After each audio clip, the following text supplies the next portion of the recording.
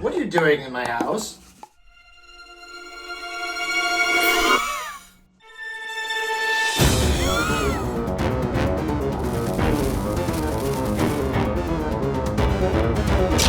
After the release of Skyward Sword, the Legend of Zelda series has been experimenting with breaking its established structure and giving players more freedom in their adventures. We've already seen the 3D Zeldas do this with the open world of Breath of the Wild and Tears of the Kingdom, which gave the players the freedom to go anywhere and also allowed them to approach the combat and puzzles with their own creativity with the in-depth physics system. We hadn't really seen them try and break the mold much with the 2D styled Zeldas yet though. A Link Between Worlds took a step in that direction by allowing you to approach the dungeons in your own order by renting items, but even then it still felt largely like a classic Zelda adventure. However, this has now changed with The Legend of Zelda Echoes of Wisdom, which has managed to create a whole new top-down Zelda experience while still staying true to form enough to feel like a natural member of the series. The first and foremost change this game makes is that for the first time in the main series, you actually play as Zelda herself. Despite Zelda being the titular character, Link has always been the playable character in the main series, while Zelda ranges anywhere from being a major character in the story to not even being in the game outside of a brief mention. But here in Echoes of Wisdom, the roles are reversed, as after playing as Link in the intro, he is taken out of the picture, and now it's up to Zelda to save Hyrule. I know this is something fans have wanted them to do for a while, and I personally think they did a great job of making Zelda the protagonist in a way that makes her feel different and unique from playing as Link.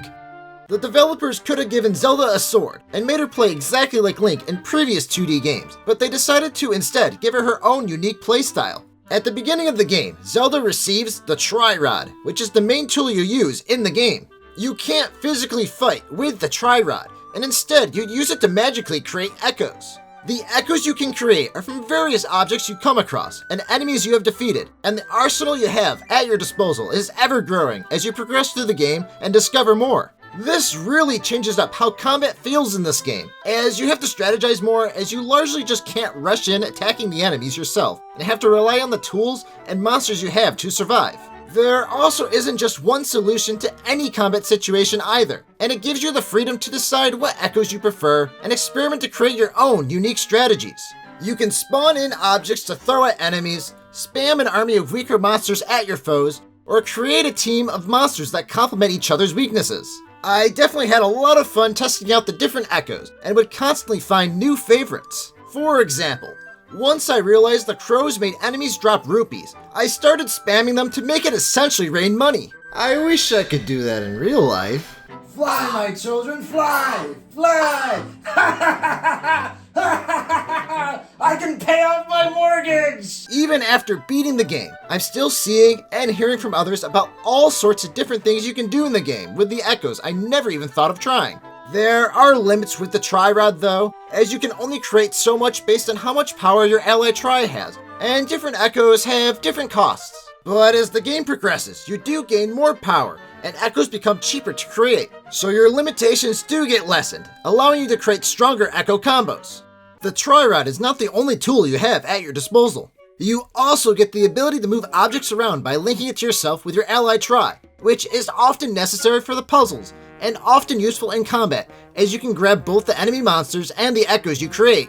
This definitely allows you to have more creativity and options in combat, and allows Zelda to have more agency in combat, besides hiding behind the echoes you create to do all the work for you.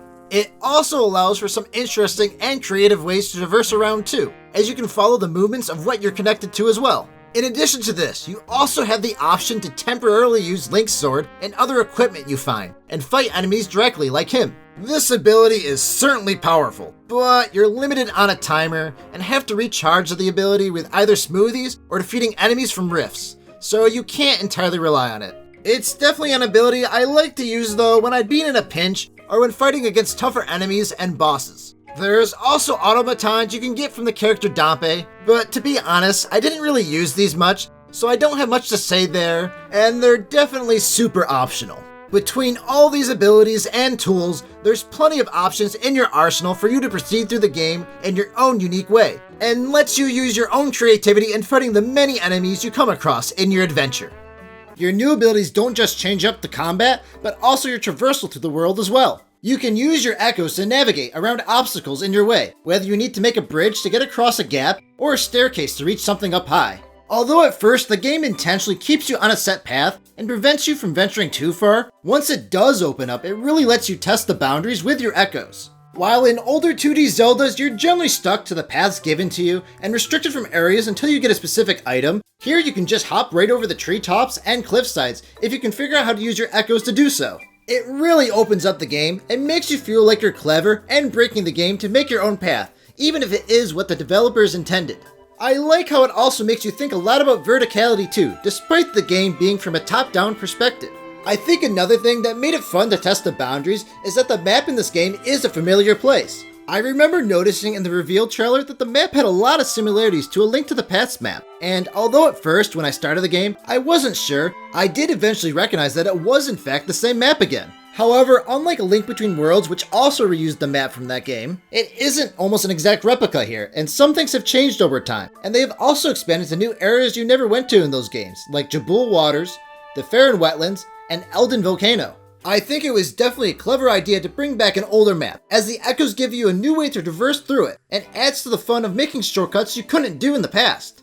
In addition to traversing the overworld, there are also rifts you can jump into as well. These rifts bring you into the still world, which is a chaotic disorder of the area it's consumed. Some of these you are required to venture into for the story to reach a dungeon, while others are optional. I definitely feel the creepy atmosphere of the still world is a nice juxtaposition to the rest of the game's charming and wholesome vibe, which really makes them feel like something out of place and something that you need to fix. I did really enjoy how the still world gives you a wacky obstacle course to exercise your creativity with, using your echoes to traverse in a way you can't in the regular overworld.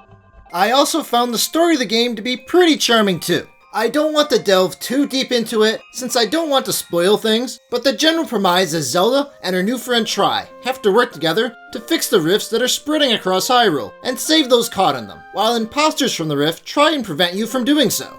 It definitely felt pretty unique within the franchise, largely due to the new perspective from playing as Zelda instead of Link. The game definitely tries to merge the older, more linear structure of the series with the newer, open-ended structure of Breath of the Wild and Tears of the Kingdom. It's not to the extreme in its freedom as those, as not every objective is available to you from the get-go, and there's portions of the story where you only have a singular objective, but most of the time you do have options of which area you want to go to next.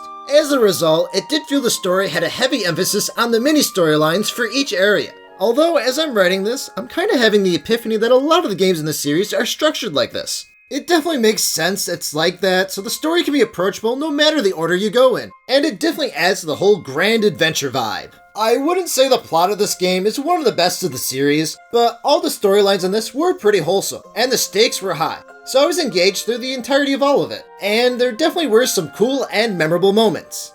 I do like how even with all the new ideas, they still have largely traditional dungeons in this game. Probably the biggest change from previous 2D Zeldas is that there isn't a token item you get to progress through the dungeon, and instead you have to use echoes you've obtained in the storyline before or get in the dungeon to solve its puzzles. It was a lot of fun trying to figure out how to use your echoes to progress through all the challenges within the dungeons, and I liked how there generally was more than one solution to the puzzles to keep in line with the freedom of the rest of the game. I did enjoy too how a couple of them included exploring outside in the rift to the dungeon experience as well. Admittedly, like most 2D Zeldas for me, the dungeons kind of blur together when I think back to them, but they were still enjoyable nonetheless. Echoes of Wisdom also has a bit more side quests compared to the average Zelda as well, and uses the menu system to track them like Breath of the Wild and Tears of the Kingdom do. Admittedly, the side quests weren't super interesting overall, with many of them often being a character wants to see a certain echo you have. But occasionally you'll get one that's a little more elaborate and fun though, and will lead you to secret mini-dungeons and optional bosses. The rewards for these also range a bit, from being just a few rupees to something really useful like a fairy bottle. They definitely add a lot for you to do though in the game, so they're definitely a welcome aspect that gives you more to play around with in Hyrule. I'd say, like most of the series, this game has a pretty fair difficulty that isn't too easy or hard, which is perfect for me. Admittedly, at first, it definitely felt like more of a challenge, as I was getting used to using the echoes to fight versus using a weapon. But once my library of echoes grew and my health increased, it definitely became more of a breeze for me. The ease of getting fairies and the ability to heal by napping certainly helped though. There were still a few scenarios though that definitely had me more on edge. And while I didn't try it myself, I saw there is an option to play on a higher difficulty too, which definitely surprised me as that isn't usually something you have the option to do in most Zelda games. So if you're looking for more of a challenge, the option is there for you. While I largely have high praise for this game, I do have a few nitpicks of things that could have been better. First off, I wish there was more options to organize and sort your echoes, as once your collection starts growing, it gets harder and harder to find what you're looking for.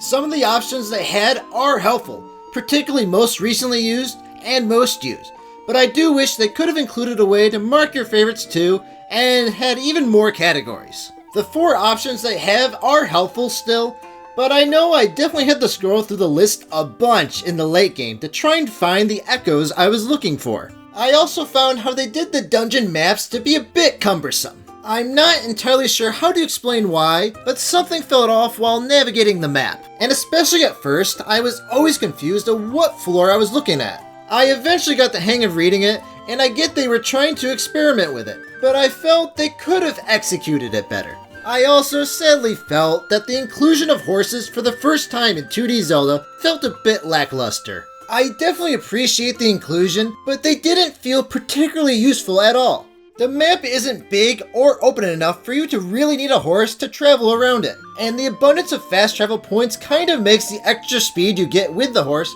to be kind of redundant. And even in the more open areas, fighting on the horse isn't really a possibility, so you're constantly hopping off it anyways. Even with my minor nitpicks, I feel they didn't really detract from the experience at all, and were just some experimentations the game tried, not fully panning out, that I can see easily being improved upon in future titles.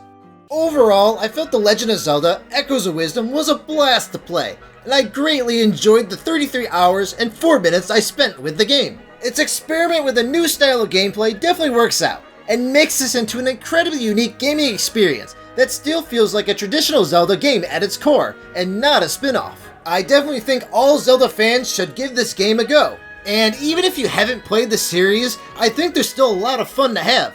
Although I feel maybe playing another 2D Zelda first may make this game's mechanics even more impactful. I believe the innovations and creative freedom this game allows will have people wanting to come back and replay it over and over.